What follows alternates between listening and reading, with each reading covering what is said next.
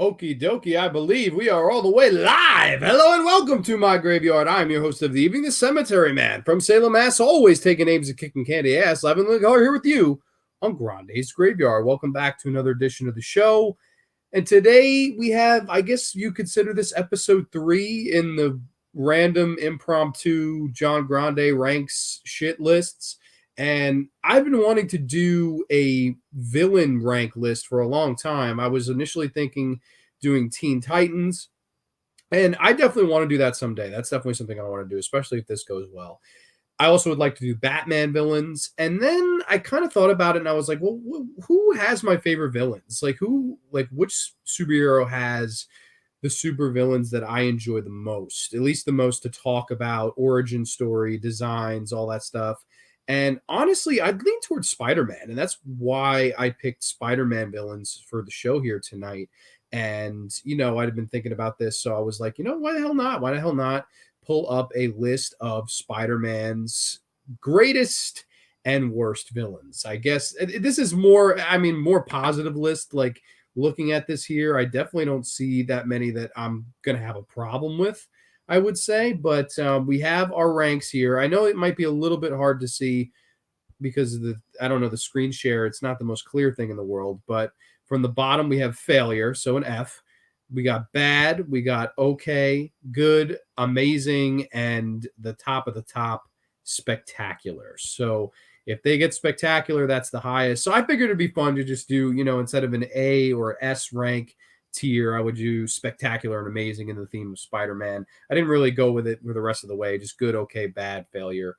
Figured that would be fun. So without further ado, we can start. And of course, if you guys have your own opinions, please comment down below if you want, if you're not watching this live. Otherwise, you can comment along during the show and we can discuss and, debate these. But first up, it is going to be, oh yes, this is a biggie right off the bat. Cletus Cassidy's Carnage. You gotta love the alliteration there. At least I do. But Carnage. So, I'm going to be ranking these also. I really want to discuss design. I want to discuss origin, character motives, stuff that I remember, stuff that I think is memorable and worth mentioning. And, please do feel free to chime in. This should be a fun show. So, Cletus Cassidy, Carnage.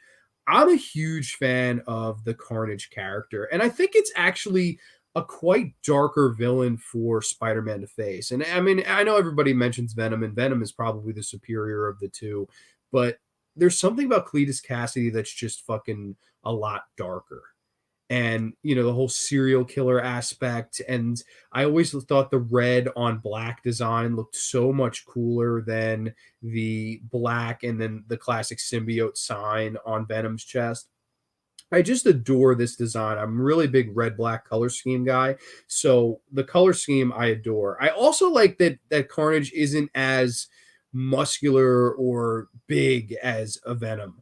But I definitely, I really enjoy this design.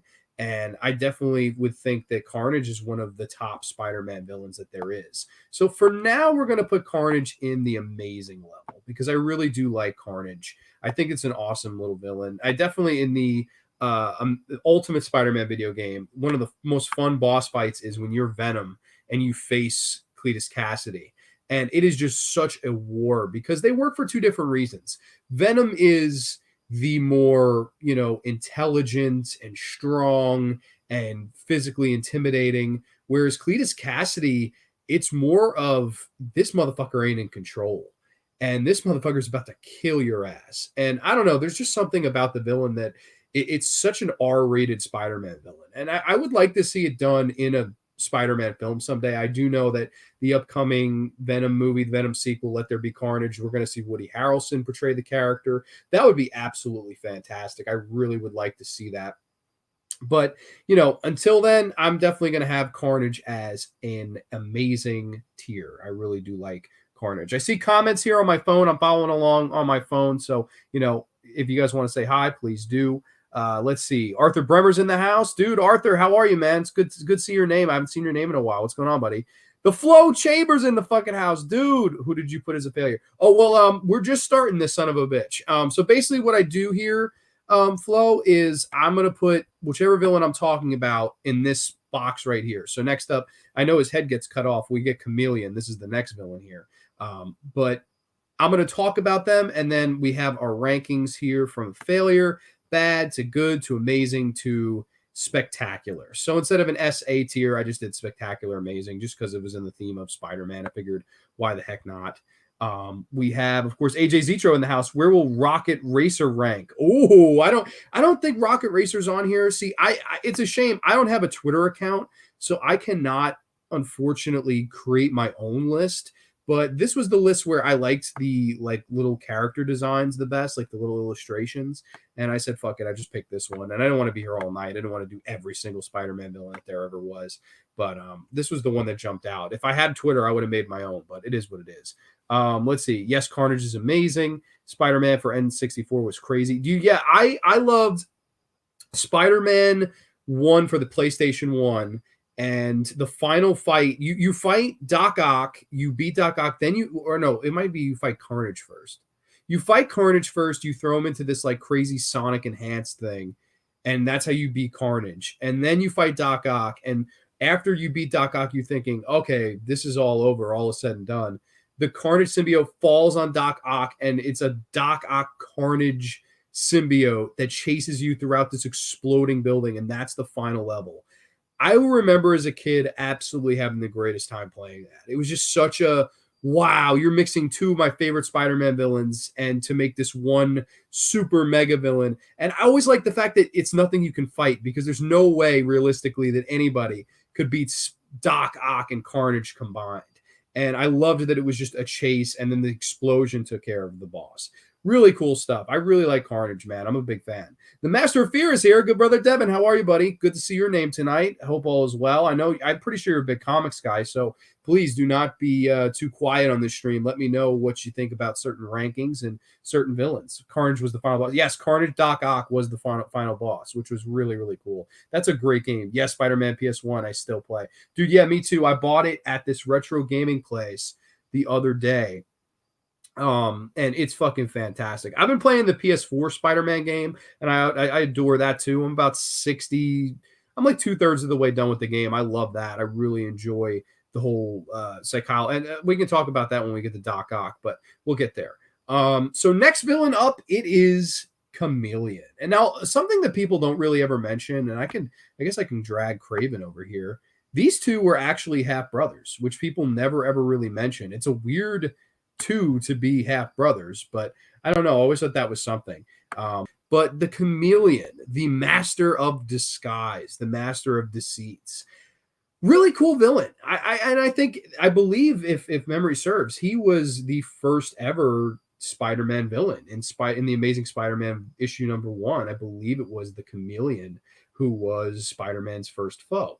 And so that there's a novelty to that. He was really the first villain ever introduced to Spider-Man fans. And when it comes to combat stuff like that, it's definitely not the greatest villain in the world, but I like the whole master of disguise thing and the master of illusions. And there's one issue I remember where he pretended to be Harry Osborne and he finds out that Peter Parker is Spider-Man. And I don't know, I thought that was so clever. Like, let me disguise as your best fucking friend and find out who you are, and to get all the the dirty scoop, if you will.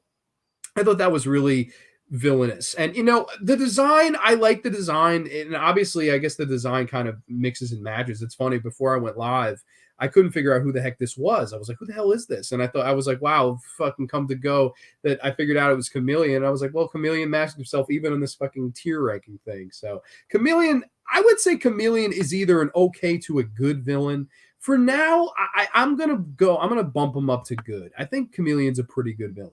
The only thing I don't like is the lack of combat. It's really not a combat villain, but his half brother definitely makes up for that. And I also remember there's another issue, the comics I remember, where it was after Kraven commits suicide, and Chameleon is infuriated about this, and he just makes it his life's mission to destroy Spider-Man because he blames him for his half-brother's death. And I always thought that was a really cool little plot line. I really liked that stuff. So Chameleon, I think it's a pretty good villain.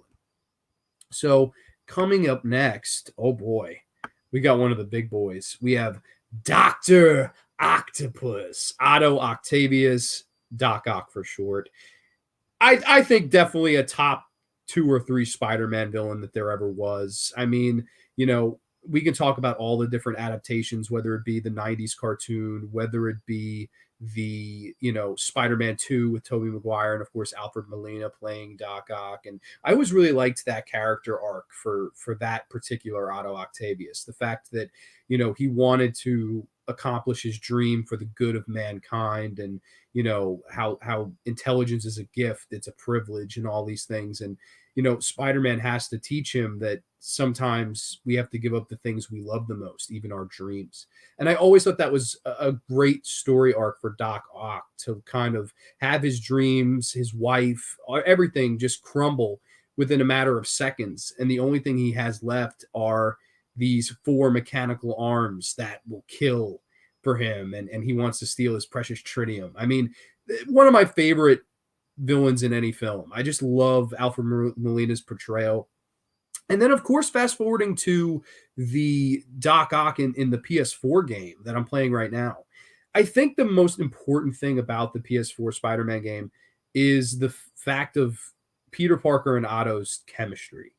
Like, their friendship really makes you care so much more, because I'm at the point now where Doc Ock is starting to turn, and you just, knowing the character, how it's going to turn out. And it's something that you dread happening. And that's a very rare thing, I think, is when you actually dread for a person you like to become the super villain.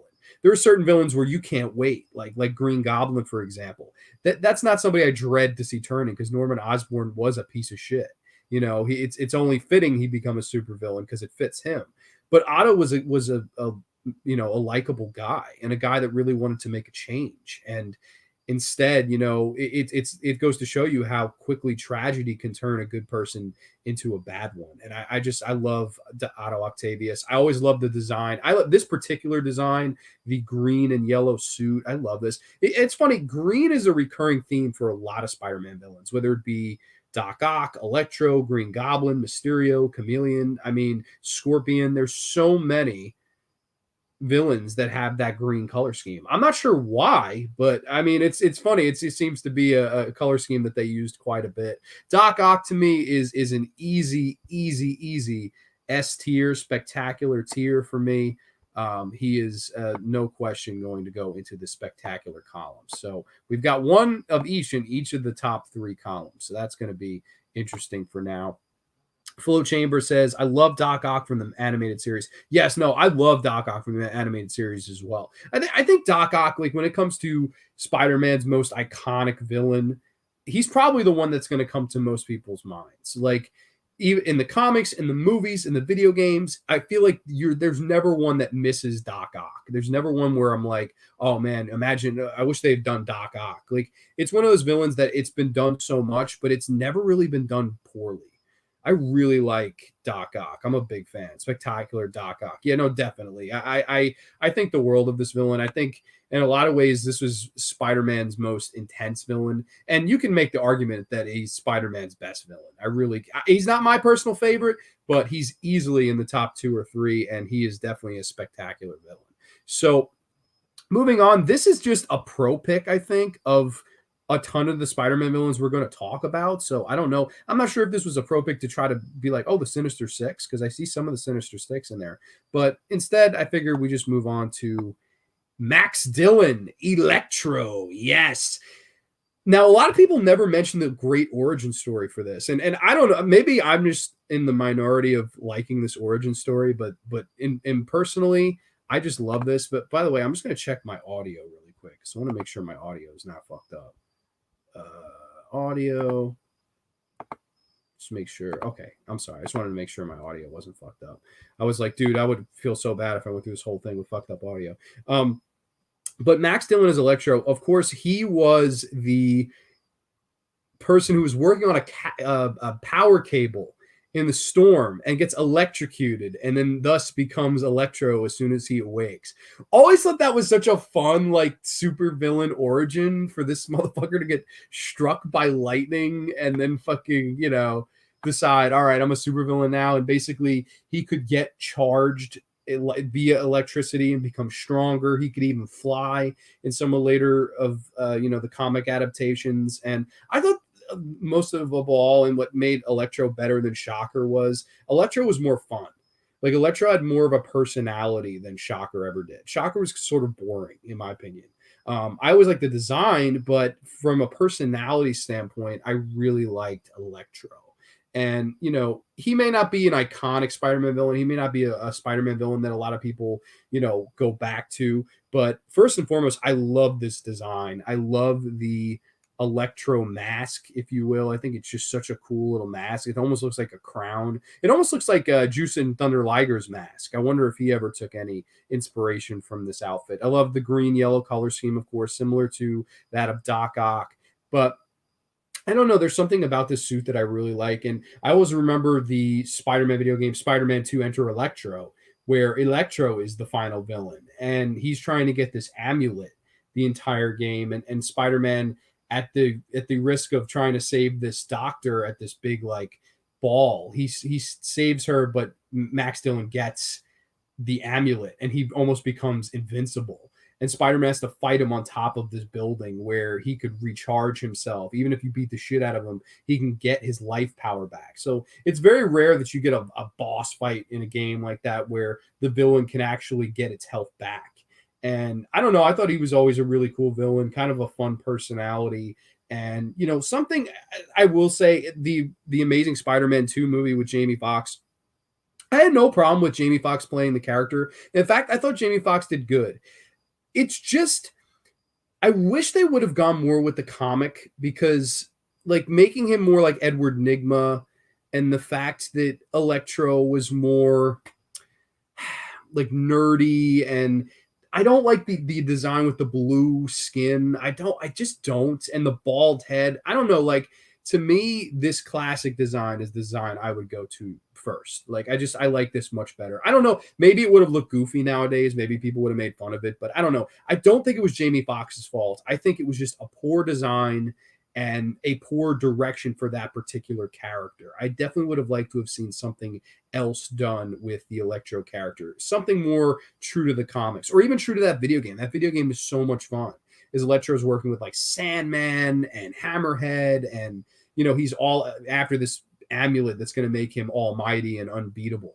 I thought that was a really fun storyline, and for Spider-Man to have to face him on the top of this building at the end of the game. And I don't know, I just thought Electro was really cool. So Electro, I'm going to probably give him an amazing. This is probably a lot higher than anybody would ever expect, but I don't know. I really like Electro. I think it's a kind of low-key villain that I always kind of got a lot of fun out of. So that's personally my pick. The Trash Picture Show is in the house. Dude, what's going on, man? I know you're a big action figure collector as well, man. You have such a cool collection. I'd love to talk superheroes with you anytime. I know you're a horror fan too, so dude, you're cool as hell. While I love him as an anti-hero and he's my favorite Marvel character, do you consider Punisher a Spider-Man villain, which he started as?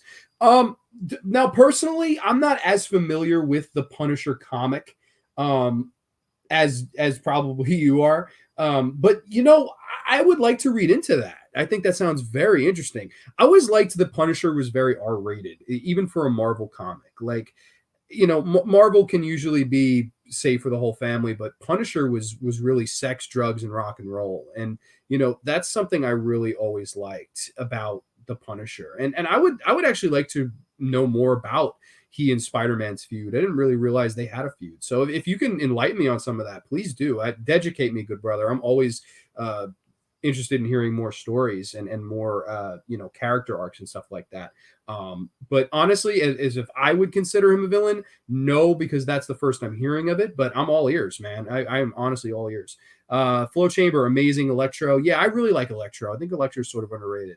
He was tricked by the Jekyll into hunting Spider-Man. Oh, that's fucking cool, man. That's really cool. But do cooler heads prevail at the end? Is it one of those, this is a mistake type of thing? I don't know. I mean, to see them fight would be cool. I remember when I was a kid, they would do these 90s cartoons where they would do Spider-Man versus Daredevil, and they did Wolverine versus the Hulk, and they would do all these sorts of dream matchups. But I wouldn't consider Daredevil a great Spider-Man villain. You know what I mean? At the same time, it was cool for that half hour they fought, but I don't know if I consider him an all-time villain, if you will. Like some people would even consider Black Cat a villain. I don't know if I would. I always consider Black Cat more of a love for Spider-Man. Felicia Hardy was such a cool character. And I always liked their dynamic of, sort of both of them playing hard to get, especially the Black Cat. But I think they both love each other, but it's the mutual respect that kind of keeps those two styles at a clash. But I don't know. I don't even know if I would consider her an outright villain, if you will. Spider-Man versus Daredevil was awesome. Dude, yes, it was, man. I remember renting it at this 48-hour video store, and the cover is half of Daredevil's face, half of Spider-Man's face. Fucking awesome stuff, man. I also loved the use of Wilson Fisk, the Kingpin, on that show. Really good stuff, man. Jerry Conway came up with the success of Death Wish. He got his own spinoff. Yeah, they fought and sorted it out by the end. Garth Ennis is the best Punisher comics, particularly the Marvel man. Okay, cool, man. Hey, I'm always interested in reading and learning about more comic stuff, for sure, man. I would really like to look into that, so I definitely will. But moving on into our next villain. I know his head got cut off a little bit here. I'm sorry about that. Again, this is not my template that I made. This is one I found. I do not have a Twitter account, so I can't make one. But this is Norman Osborn, the Green Goblin. Yes, you've got to love the Green Goblin, in my opinion. One of my favorite Spider-Man villains. And I look no further than this great design. Again, another villain that uses the green, but instead of the yellow motif with Doc Ock and Electro, we got a little bit of purple in here. I like that. I think that's pretty cool. Of course, the signature glider, the pumpkin bombs. Pumpkin bombs was Hobgoblin, but the maniacal laugh. I love the design. I like the long purple hat. I think that's really cool. I don't know. There's something about the Green Goblin that's just fantastic. In a lot of ways, it's Spider-Man's Joker. Like it's the comical, in some ways, character, always kind of throwing out one-liners and stuff like that, always having a fun time. But I think a lot of the fun parts about the Green Goblin is the man behind the Goblin, and that's Norman Osborn. Norman Osborn was this successful man, and of course he kind of used all these abilities for the poorest of reasons. And I don't know, there's something about the Green Goblin that I always liked. I thought he always had some fun battles with Spider-Man and always kept things interesting, kept things fun, and was never afraid to do some crazy shit. I definitely always thought the most impactful Green Goblin moment was when Gwen Stacy gets killed in the comics, and of course Spider-Man tries to save her and accidentally shoots the web and it snaps her neck. And to me, and in my opinion, I don't know, we can open this up to the chat too, Gwen Stacy is my favorite Spider-Man I guess love interest, if you will. I love Gwen Stacy. I just adored her, and to me, when she died, and in the vicious way that she died, just heartbreaking, man. Every time you see that image of her dead body under that bridge, I'm always like, oh my God, like it's heartbreaking, man. It really is. But that's why the Green Goblin is just so great. I mean, kill my favorite Spider-Man love interest right in front of his eyes and remind him almost of the fact that he wasn't in time to save her. He can save the world, but sometimes he can't save his own. And that's Spider-Man 101. It's the people around him he does not want to get hurt that ultimately, with Gwen Stacy's case, do.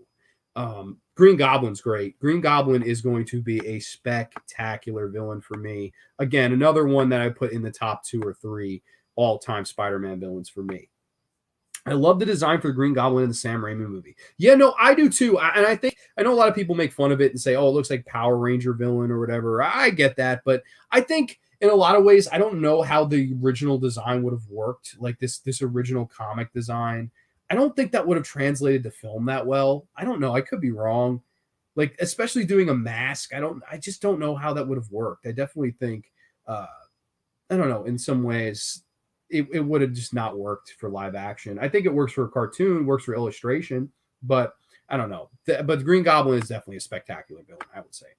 Going to work on a stop motion by I May Swing Back. Spidey Bun, awesome idea for stream. Always do wicked content, brother. Keep up the awesome work. Thank you so much, man. I appreciate you saying that. You always do wicked content. Dude, much appreciated. Thank you for your support tonight. I appreciate that. And long live Spider-Man, man. One of my faves. Spectacular Green Goblin. Yeah, totally.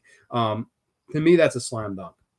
So moving on to boy, this is probably the first Spider-Man villain on this list that I'm not going to be too positive about. This is Hammerhead.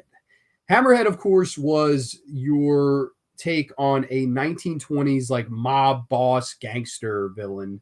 And of course, the twist is he has a sort of deformity that makes him able to fight Spider-Man. He has this giant head that he can run through Spider-Man with. I never really liked this villain. Now, okay, is the design bad? No. I like the fucking what's his name from fucking White Heat. James Cagney, the James Cagney blue stripes, the little corsage over here, the gun, the classic Tommy gun. I don't mind it. I don't mind. That's how 1920s gangsters are. And I don't mind the psychology of, well, what if a 1920s gangster had a fucking deformity and he could fight Spider-Man? Instead of just another henchman, he's a henchman that can actually take on Spider-Man. The psychology's not bad. The on paper's not bad. But I think the execution is sort of poor. There's never really any mention of, what this deformity has done to this character's life and his personal life. That's my thing. Like, to me, it comes off as a very stereotypical 1920s gangster. And it kind of hurts it because there's not a real personality or arc to this character. He just sort of is there. I'm not a big fan of this villain. I would say it's either bad or a failure. Man, it's tough. For now, we're going to say bad because I don't like this villain, to be perfectly honest. If it wasn't for the design, I do think the design's nice. I would say it's a failure, but it can be debated. I think Hammerhead could be a failure. I'm not a big fan, just never was. I don't know. I never was really that interested in any of his story arcs and any of his fights with Spider-Man. Just, I don't know. To me, definitely a lower tier villain, bad or a failure for me. Next up, the Hobgoblin. Yes. So the genius behind this character was when they initially had come out with the comic, nobody knew who the alias was going to be. Nobody knew who it was going to be. And their whole plan was, let's prolong it long enough to have people guess, and we'll do it one more issue than we waited for the Green Goblin, to wait for the Green Goblin's reveal. Because the Hobgoblin didn't come around till, I believe, the early 80s. And the whole idea was, we don't want to resurrect Norman Osborn, so we'll or have Harry turn around again. So we'll do this new Goblin character. And the Hobgoblin, while I don't mind the design, it's a little bit more of a medieval design. The glider's pretty cool, I won't lie. The cape, it's okay. The only I'm not a big fan of is the face. It's just, I don't know, it's a little too like stereotypical witch to me, and the red eyes, And then if you took the cape off, he definitely looks like he would be on one of the X-Men teams. Like, he definitely looks like an X-Men reject that just like failed the academy or something, and then fucking became a supervillain for Spider-Man. I don't know. It's an okay. I liked the concept. I like the idea behind the character. I like the actual pumpkin bombs, as I said before. Those are really cool. But I don't know. To me, it always felt like what it was, and that really was kind of a cheap knockoff of the Green Goblin. It was a sense of, let's take a Goblin character in a different direction where you don't know who the Green Goblin, or the Hobgoblin, I should say, is going to be. I appreciate the idea on paper. It's similar to Hammerhead, where I appreciate the idea and the mentality that went into it, but I wouldn't say it's one of my favorite Spider-Man villains. I wouldn't even say he's okay. I would say it's another pretty bad Spider-Man villain, in my humble opinion. Next up, though, is Hydro. And Hydro, you'd probably be thinking is an F, but to be honest, I think this is a fucking cool villain. And in a different way too, I know Sandman is the more popular when it comes to villains like this. I really think Hydra's a really cool idea for a villain, a villain that's made of all water. Now, this is a villain, I won't lie, I don't know too much of the origin for. Like, I don't know his origin story at all, to be perfectly honest. But I think the design is really cool. It just looks like a regular guy. and he's basically this like giant water creature thing, and I've seen him fuck up Spider-Man in the animated series. So I don't know. I'd like this villain. I would say he'd be more in the okay range for me. Not a failure. I think a lot of people would probably have him as a failure because in a lot of ways it could be seen as a lesser Sandman. But I don't know. I like this villain. I think it was pretty cool. I would like to read more about his origin for sure. Let's see. Hobgoblin was fun in the animated series. Yeah, the animated series, I'd have to rewatch the Hobgoblin episodes because I remember the Green Goblin episodes, like vividly remember those. But Hobgoblin, I remember even as a kid being like middle of the road for me. Nothing bad, but nothing great. I would say bad here just because I don't know. I'm not a big fan of this design, but I don't really remember him that much. To me, the Hobgoblin, that's the problem. It's just a very unmemorable villain. When I think of him, I'm just like, I'd rather talk about the Green Goblin. Like, that's just me, though. Next up, Craven the Hunter. Yes, Craven the Hunter. One of my favorite Spider-Man villains. Easily one of my favorite Spider-Man villains. And a lot of it comes from the psychology. The psychology of Kraven always just got me so interested into Spider-Man. And the whole origin is Kraven is this hunter and he is this warrior and he doesn't need to use weapons or guns or, he does have, I think this is a little knife on his side here. He's not about using these enhancements to help him hunt like normal hunters do. He wants to hunt with his bare hands. He's somebody that wants to get his hands dirty. And I also always loved that Kraven never had a motive. Kraven was just a warrior. Kraven was just a fighter. He was a killer. There was no motive. There was no, I need to rob this bank. There was no, I need to, vengeance for this, that, or the other. It was just, I'm better than Spider-Man and I'm going to go out there and fucking prove it. I love that mentality for a villain because, when we get into guys like Kingpin, when we get into guys, like Mysterio, if you will, there's certain villains that they always have this grand scheme, this grand plan. And I love that. I mean, that's why we love villains, right? But there's something to me about the villain that doesn't give a shit. The only thing that matters is getting his hands dirty and pretty much killing Spider-Man. And there was an issue of Spider-Man where Kraven did kill him. He shot him, buried him, left him for dead. And then, of course, in the next comic, it was, Spider-Man, it was only a tranquilizer that he was shot with. One of those classic hit the rewind button because the story can't go on if Spider-Man's dead. But I love it. And when I saw the PS4 or the PS5 trailer for the new Spider-Man game, and you hear what I think it's Craven the Hunter the whole time talking. And then, of course, there's the reveal of Tony Todd's Venom at the end. That's such a great, if Kraven is the final boss of that game, what a great move by Insomniac. What a fantastic move, because this is the villain, I think, that deserves his own movie. Like this villain and one villain we're going to talk about down the line that I think deserve their own Spider-Man movie. And I don't know. I think the world of Kraven, I love this design, the whole, lion jacket and the orange and black pants, a really different look. Orange is a different color for a Spider-Man villain. And I just, again, that psychology of I'm coming for your throat and there's no goddamn reason other than I want to prove I'm better than you. Just fantastic. You can't get writing better than that to me. Kraven is one of those characters that just every time I'll talk about him, every time I read about him, every time I think about him, it makes me so much more interested in Spider-Man as a whole. I think Kraven is absolutely a spectacular Spider-Man villain, possibly the most underrated, in my opinion. Like just a fantastic villain, in my opinion. LO, definitely a knockoff of Green Goblin. I not recognize the name at first, but I remember him in the game, the original PS1 game. Talking about Kraven was, I don't think Kraven was in the PS1 game. That now here's the thing. Kraven was in the PS2 first Spider-Man game, but only for the Xbox version. Very fucking weird. Because if you have the PS2 for the Spider-Man 1 movie game, you cannot face Kraven. Kraven's taken out of the game. The only version of the game where Kraven is in is the Xbox version. It's one level where you run through like this sort of fun house. It's almost like Mysterio, almost like you run through a fun house where Kraven is trying to shoot snipers at you, which made no sense. And then you fight him and then that's it. It's like a complete side mission that it doesn't connect to anything. And it just happens out of nowhere, only on one console version of the game. Very fucking strange. But Kraven has never been done in a a game aside from that, as far as I know, when it comes to the movie games, at least. I don't know. Maybe he might have been in, Friend or Foe or stuff like that. I'm not positive, but Kraven is one that I think desperately needs to be done in a film. I would love to see Spider-Man versus Kraven on the big screen, just a big bloody war between two fighters. And I'm hoping that we get that with the Insomniac second game. I'm so excited.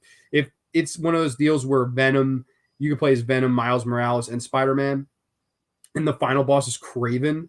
I mean, I just take my money right now. I mean, I'll give you all my money. That would be so sick. You might be right. That was the game where you fight Scorpion and he runs on the walls. Yes, that's the game. That's totally. You fight Scorpion in the train station.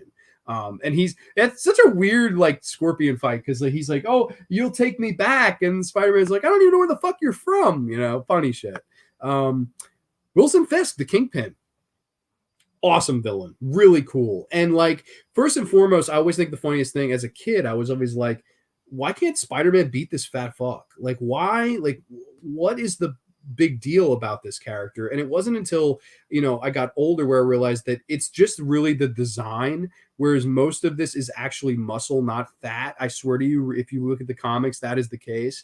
But he does look like a fat, obese, preppy fuck. And, you would think Spider-Man could dispose of this fat fuck in 2 minutes.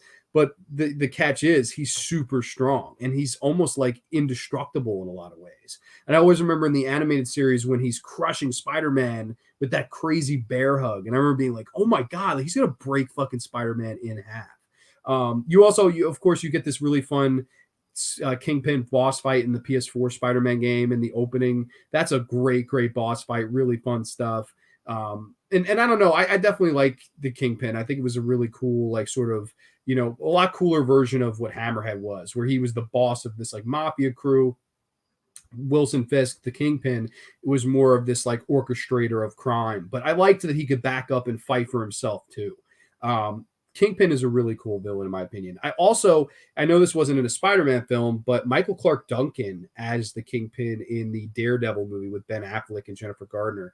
I love Michael Clark Duncan as the Kingpin. I would love to have seen him do it again. Like, I think that would have been such a cool the character to go on with. Just an awesome fucking villain. Really like the Kingpin. Kingpin, man, this is tough. This is really tough. I'm going to go amazing. I think the Kingpin is a pretty amazing Spider-Man villain. I really like the Kingpin. And of course, the design, it's simple, fat bald man in this, but I don't know, for some reason it really works. I like the handkerchief. I dress spiffy, but is what it is. I'm still going to break you in half. I love that shit. Spider-Man, the original Xbox was amazing. Totally agree. Love that game. Totally love that game. Next up, Dr. Kurt Connors. The Lizard. Yes, the Lizard. Now, if you had asked like 10-year-old me, Lizard would have been a spectacular villain. Like right off the bat. Over time, though, I've really lost a lot of interest in this villain. I don't know why, but I have.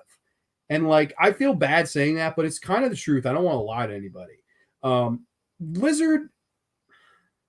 Okay, so the origin story I think works, where it's, Kurt Connors was born with a smaller left arm, and he figures through the usage of like chemicals and lizard blood that he can grow his arm back to normal size. Of course, the experiment goes horribly wrong, and the lizard kind of grows the arm back, but he also becomes this like incontrollable lizard in almost similar vein to the Wolfman. Like when he's normal, he's fine. But when he turns into the lizard, he's uncontrollable and can't think or anything like that. Similar to Wolfman, Dr. Jekyll, Mr. Hyde.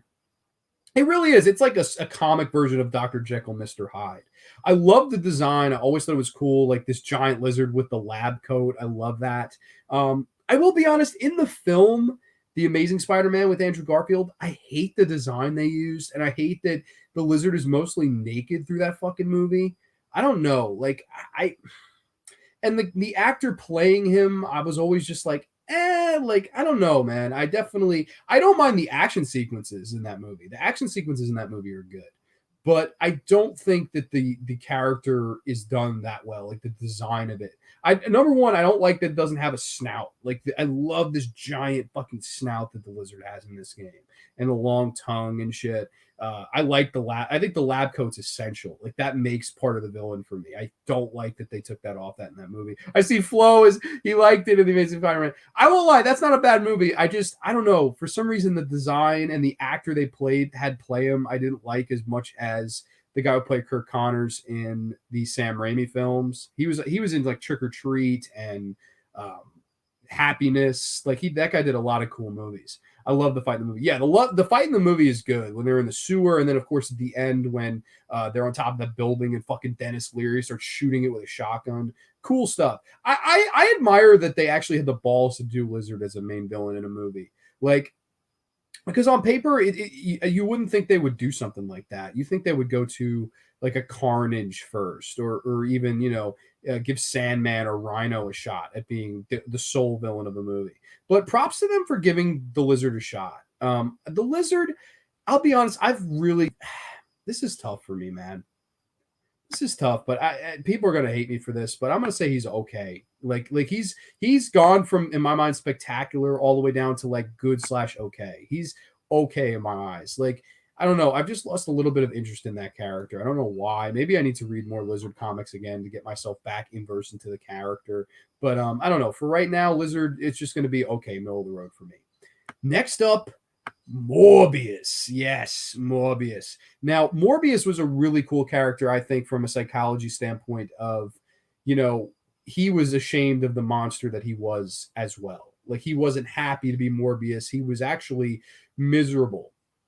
And I think there's a lot of tragedy to his character and a lot of tragedy to, his villain character. And I like characters like that. I think that it's every now and again, it's nice to have the whole, black and white concept, but villains with a gray area, I really always find very interesting. And Morbius is one of those characters. Of course, you could look at this and go, oh, this is a fucking shitty Dracula/vampire wannabe type of thing. And I can hear you out, but there's so much more to this character than that. And to me, being a horror fan, having a villain that is more resembling of a horror villain, I think is really cool. And I think that tragic element, that tragic factor, it just adds a lot to the whole package for me. And the design is cool. The blue hair, red eyes, really cool stuff. I think this is a really badass kind of villain.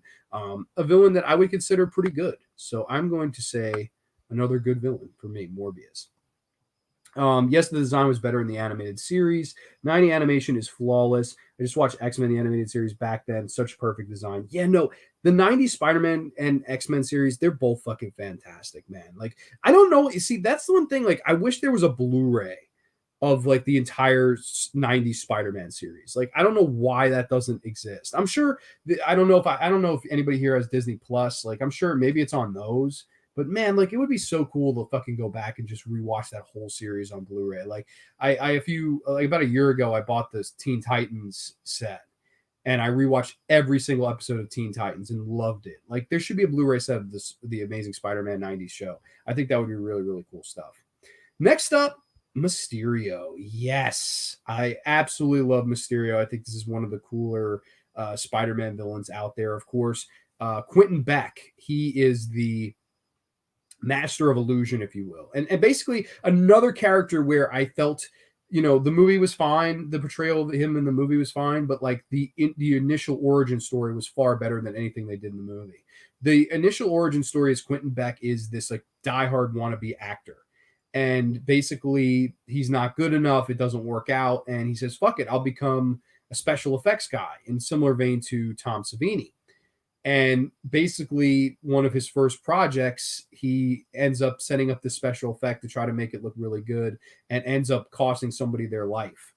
And, he has to get out of there. He flees town, and then he decides, fuck it, I'm going to do a life of crime. And he blames Spider-Man for not being able to save the person. And it's really good origin story, I think. I would have liked to have seen Mysterio done with this origin story in that movie, but for what it's worth, I don't think it was done too bad in the movie. And Jake Gyllenhaal's a hell of an actor. But Mysterio, I mean, the design is fantastic. The purple cape, the crown helmet, that kind of crystal ball helmet, yellow gloves, green suit.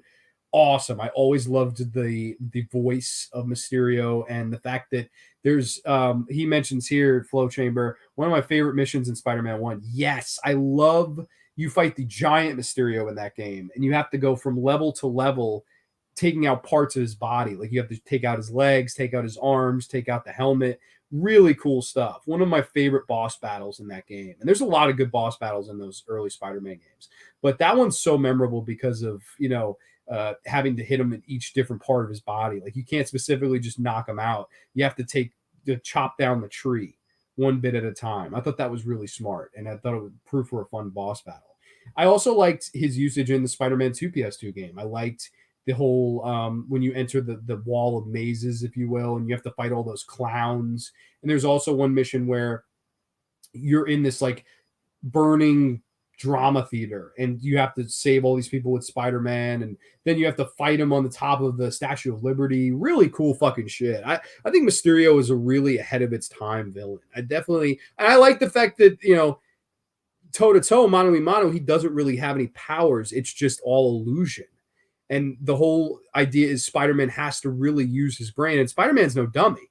We all know Spider-Man's smart, but he really has to think above and beyond to beat Mysterio. I love, love, love that psychology, the Lord of Illusions, if you will, Mysterio. I think he's just a great villain. For now, I'm going to say amazing. I think Mysterio is an amazing Spider-Man villain for sure. I really like him. Okay, let's see. Next up. Ooh, I don't even know. I'm not sure if I know this villain. Does anybody know this villain? Fuck. I'm sorry. I don't know who that is. We're going to have to skip him for now. But next up, we'll do Rhino. Yes, the Rhino. Now, okay, every fucking superhero seems to have this, like, the giant muscular one that's not the smartest. Rhino, of course, for here. Cinderblock, I guess, would be the equivalent for the Teen Titans. But that's not to say I don't like Rhino. Rhino is a lot of fun. I always thought the design was really cool. This giant fucking gray Hulk-like motherfucker with a giant horn, just ready to spear Spider-Man in half. I think it's really cool. For an origin story, I never thought much of it. Design, though, I like, and the combat fights I like because Spider-Man really has the small man versus the big man complex. And once again, the whole motif of if Rhino's on his feet, Spider-Man's in trouble. But if Spider-Man could get Rhino down, then Rhino's in trouble. I like that whole psychology of telling that story of the big man versus the little man and the David versus Goliath. I always like that. And with Rhino, I think it was done pretty damn well. I like the design. The character itself isn't great. It's a little bit flat. There's not much of a personality to Rhino. But then again, I guess there's not really an intent for there to be. So I will say Rhino is just an okay villain. Nothing great, nothing terrible, but he's just an okay villain for me. Coming up next, unless anybody could tell me who this is, I don't know. I have no idea who that is. I'm fucking confused. I can't even see the picture is so blurry on my screen at least. But next up, we will go to a villain I definitely know, and that is the Sandman, Flint Marko. Yes, the Sandman. I'm a big fan. I really like the Sandman. And again, I always really liked the gray area when it came to this villain. Now, he had started pretty much in a life of crime, Flint Marko, and, it's not till he becomes the Sandman that he's able to do, way more with the life of crime that he has already started. I definitely, first and foremost, love the design. I love the superpower. I think it's really cool to, control and turn your body into any kind of sand thing you want, whether it be the giant fist here or the giant wrecking ball with spikes. Really cool. I remember one of the video games, you have to turn the water on them and then beat the shit out of them. That was such a fun boss fight. There's also one where you're trying to get in on the train. You're like swinging to the train. He puts this giant wall of sand up and you have to fight him and still catch the train. Really fun stuff.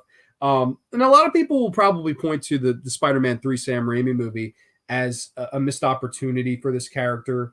I would disagree, man. I thought Thomas Hayden Church did a great job. And I think in a lot of ways, if you would cut Venom out of that movie, which is something I don't think Sam Raimi wanted to do Venom. For whatever reason, I think he was more into Sandman, and I could see why. I like the Sandman a lot.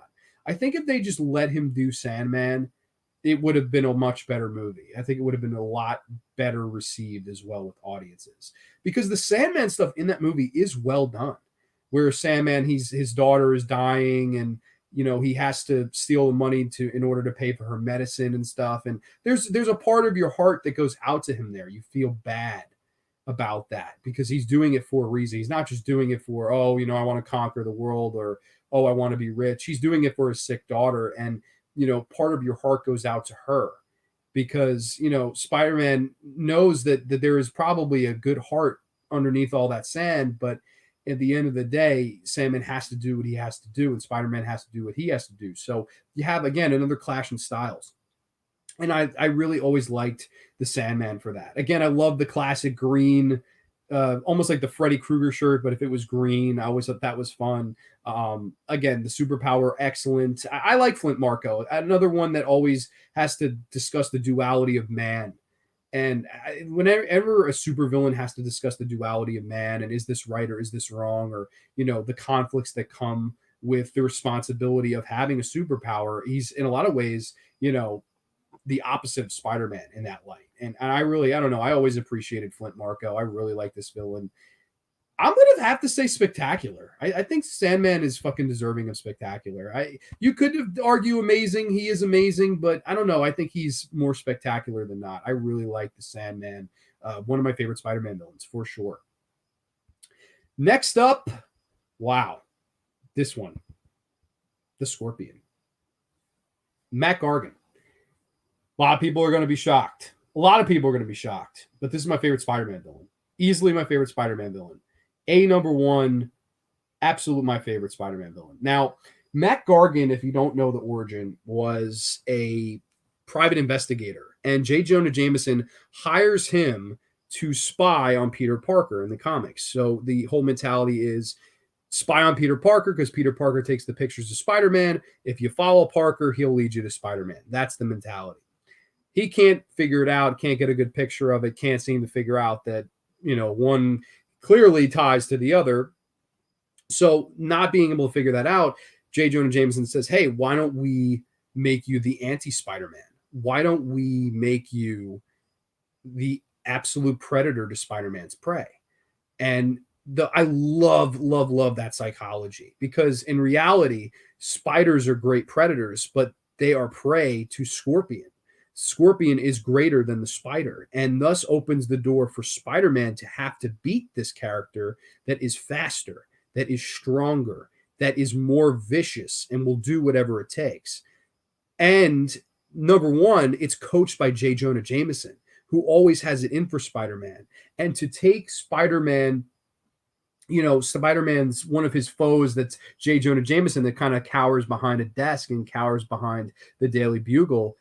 I think what a genius fucking way to integrate him into a Spider-Man plot. This is the Spider-Man movie I would love to see. J.K. Simmons, coaching a Scorpion into fighting Spider-Man, and then J.K. Simmons almost playing the role of a Dr. Frankenstein. What have I done by creating this monster that's unstoppable, that not even the great, spectacular, amazing Spider-Man can even stop? And that's the whole mentality. This larger-than-life villain that is indestructible and is the ultimate predator to Spider-Man's prey. Genius. I love the design. I love the fucking all green, the tail, the voice done in some of the cartoons and video games. I love it. And I love the integration of J. Jonah Jameson. I think a lot of people just kind of sleep on that. Oh, it's JJJ doing another fucking thing. No, that's fucking great. Why not use these side characters and put them in a main plot like that? And integrate a new villain, the first anti-Spider-Man. When we talk anti-Spider-Man, everybody always brings up Venom, which is fucking fantastic. I mean, I love Venom. But I think Scorpion is the best Spider-Man villain of all. And that's why I put Scorpion in the actual thumbnail. He's my favorite Spider-Man. And I also thought one more thing on Scorpion. The great psychology of Spider-Man pretty much having to cheat to beat the Scorpion in an Eddie Guerrero Viva La Raza sort of way, where, he had to kind of dig down deeper than I'll use my willpower, and with great power comes great responsibility and all these things to beat you. I have to think outside the box. And I may have to hit a low blow. I may have to hit you when you're not looking, because this character, Scorpion, is toe-to-toe superior to Spider-Man. And that's why I love this character. I think Scorpion is the greatest Spider-Man villain. Hell, I'm going to put him right at the beginning, these are probably my top 5 Spider-Man villains right here. This top row. And not to say that these aren't going to reach there too, because one of them may just be spectacular as well. My favorite fight in Xbox Spider-Man. Scorpion is for sure spectacular. He's always one of my favorites. Awesome, Flo. I'm glad to hear you say that, because I know a lot of people don't care for the character, but I'm definitely one of those people. I just love it. I would kill the initial issue where the Scorpion debuts. I think the cover is Scorpion holding Spider-Man up and like throwing him off a building. It's fucking sick. I would kill for that fucking comic in mint condition. Like, kill for it. I know it goes for bread. It goes for dumb money, but man, I would love it. I think it's the Amazing Spider-Man issue 15. And that's one of the like holy grail comics I would love to have. Love the design of the PS1. I'll look it up for you. Oh no, the PS1 design is excellent. It's more of a purple on green, and I thought that was really cool. And they did it similarly in the Spider-Man for the Xbox PS2 in the Spider-Man movie game. It's a similar design there and back, but I don't know if you ever played the Dreamcast version of the game. That probably looks one of the coolest designs ever. And I love the design in the animated series of the all green. It's lighter green. Like in here, in this one, it's this dark green. And even in my thumbnail, it's the dark green. I like that too. And I don't even mind its design in the PS4 game. The little visor is okay. It's not necessary, but it is what it is. It's fine. It's not an addition that pisses me off or anything like that. But I definitely think Scorpion's the best Spider-Man villain for sure. Next up, Shaka! Yes! Shocker, Mr. Herman Schultz himself. The design is the only thing that saves this to me. I love the design of Shocker. It's cool. The fucking fishnets, the giant shocking gloves. But aside from that, very boring fucking villain in my opinion. The origin is bland. The character is bland. It doesn't really have the most... Geez, this is hard to put, but it's just, he doesn't have much personality. That's the thing with Shocker. I like this design. I like some of the there's some great boss battles with Shocker in the video games, and of course, I always loved the Black Suit Spider-Man in the 90s cartoon where he's Shocker. Like he's like the actors playing Spider-Man just went so over the top with trying to be evil. It was mad funny. Like I don't know how to explain it, but Shocker's okay. And he gets lucky because I like the design and I've had a lot of fun with the character in the past. So I mean, it is what it is. I don't know. Shocker is one that I don't know. Maybe I could be persuaded. Maybe he's bad. I don't know. I don't think he's a failure.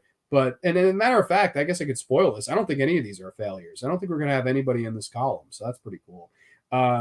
Give Dahmer's in the house. Blood Down Productions. Hey, what's up, buddy? Hope all is well with you tonight, buddy. Ranking the Spider-Man villains here. I can give you a little sneak peek. This is the list so far. We've only got a couple more to go. So yeah, this is the entire list to this point. Next up, wow. We've got I would say that this is everybody. Like if you took a poll on the majority of people that like would put a villain over, I think Doc Ock or Venom would get the fan vote for the most popular or most beloved Spider-Man villain, and Venom is fucking great. I mean, Venom has to be a spectacular Spider-Man villain. I'm going to put him in there in a minute, but I guess we could talk about him first. Of course, the most known incarnation is Eddie Brock, who was, this asshole astronaut that went to fucking, I think the moon. I think it was the moon in the comic, where he goes to the moon and he gets attached by this symbiote creature, and of course, he sort of turns into Venom from there. Number one, it may be the best Spider-Man villain design. It's fucking incredible. And it was a great way for Spider-Man to kind of move away from the 1960s and the 1970s. Because, when you look at some of these villains like Hammerhead, Shocker, Electro, Green Goblin, they're very old school. Venom was a big change in Spider-Man mentality when it came to the 1980s and creating a foe that was not only anti-Spider-Man, but cool. Venom is fucking cool. The black suit, the evil laugh, the giant tongue, the fact that he could fucking just absolutely destroy Spider-Man in a fight, and the fact that he could, shoot webs from not his wrist but the top of his hand. I always thought that was a really cool thing. And always fun to watch those two fight, man. We've still really yet to, I think, in the Spider-Man 3 movie, get that great Venom, because that movie, I think it does Venom sort of poorly. I really dig the movie. Oh, okay, they made Eddie more likable. He's just like a struggling journalist. Yeah, no, I don't know, man. That movie, I definitely like how Sandman's done, but when it comes to Venom, you're talking about the Venom movie, not Spider-Man 3, right? All right, I'm trying to figure that out. So this kind of makes Venom more of a hero too, which I really dig. I think you're talking about the Venom movie with Tom Hardy. I'm sorry, I thought you were referring to Spider-Man 3 with Topher Grace. Topher Grace, man, he was just a poor choice for Venom, in my opinion. I didn't like that incarnation. I didn't even really care for the design in that Sam Raimi's third film. But man, to me, Venom is the really the villain that Spider-Man needed. And I think he's the most popular and most important villain of the 1980s when it comes to Spider-Man, because people to this day love this character. And the fact that when he was revealed in that video game trailer, people were going fucking nuts. And the fact that it's going to be voiced by Tony Todd just gets me so fucking excited. I'm so excited for that game. I think Venom is just a villain that everybody needs to do. I love it. Is that Swarm the villain you weren't sure of? Oh, is this it? Is this Swarm? I don't know. I don't know anything about Swarm, so I couldn't tell you. Spider-Man 3's Venom was kind of rushed, plus they didn't even really need to say we. From what I heard, he was, I don't know. Venom is spectacular. Totally. Venom is spectacular. We will stop holding people in suspense. Venom is definitely a spectacular Spider-Man villain, and a villain. I would argue that he's the most important Spider-Man villain, because he really keeps Spider-Man relevant even today. Like to me, when I think you really can't think of one without thinking about the other. Like, I know that they're doing these two solo Venom movies, and the next one, Venom's going to face Carnage, who I thought was amazing. I put him as the amazing Carnage here. I definitely like that. I'm excited those two are going to fight. But man, I think we really do deserve that next Spider-Man movie where it's Spider-Man and Venom mano a mano. I really want to see that Spider-Man movie. I hope we get it someday, because I think it was tough when Sam Raimi, he wanted to do Sandman. The studio begged him to do Venom. He said, fuck it, I'll do both, because at least I get to do the Sandman. And I don't think he put as much love and care into Venom as he did with Sandman. And I think Venom's character suffered for that. I'm really excited for Let There Be Carnage. I think Woody Harrelson, what a great pick to be Cletus Cassidy. And I really like Tom Hardy, so definitely excited for that.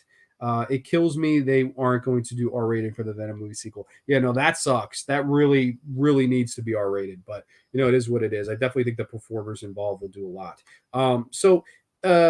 Flo says this is Swarm. I've never even fucking heard of Swarm. I won't even lie. So I don't know. I'm gonna leave him down here. It's not fair for me to rate him when I don't even really know who the fuck he is. So we're gonna skip him, and that will leave us to our final pick of the evening, which is the Vulture. Adrian Toomes, the Vulture. Now, from a design standpoint, I really like this villain. And I believe he was another one of the first Spider-Man villains there ever was. I believe issue number 2 of The Amazing Spider-Man was Spider-Man versus the Vulture. So in a lot of ways, he's one of the OGs. He's one of the original Spider-Man villains. The design is great. The only issue I really have is the fact that from a combat standpoint, this is sort of a boring villain. I know in certain comic iterations he was super strong, but in a lot of the other physical media stuff that I've read, it's kind of, I don't know how to explain it. Like, he's just sort of an old man with this, and he's flying around, and I don't know, like, not the most interesting character on paper to me. It's okay. I like the design, but at the end of the day, it's just it's not a character I get too into. Now, they did do a movie adaptation of this with Michael Keaton playing the role, and Michael Keaton hit it out of the park. Michael Keaton really made me more interested in a villain that, I'll be honest, I was never that interested in. What a great choice, I think, to cast Michael Keaton. And he honestly made a villain that I would say would be okay to bad and made him good in that movie. But for me, I don't know. I would say he's okay. Just an okay villain. Nothing spectacular, nothing amazing. But yeah, no, I definitely, I just kind of middle of the road on Vulture. I think the design is good. I think Michael Keaton's performance in that movie is good, but I don't know. It's just not a villain I sort of run home to a lot. It's not a villain I ask to be seen a lot, if you will. I don't know, just not one of my faves. So Swarm, I don't know who that is. Yeah, I don't know. Flo, I really don't know. So we're going to skip him, and I guess we can review. This is it. This is the end of our list here. If there's anybody I missed that you guys want to quickly mention and talk about, I can rank them too. I don't have a picture I could do. Again, I preface by saying this was not my list that I made.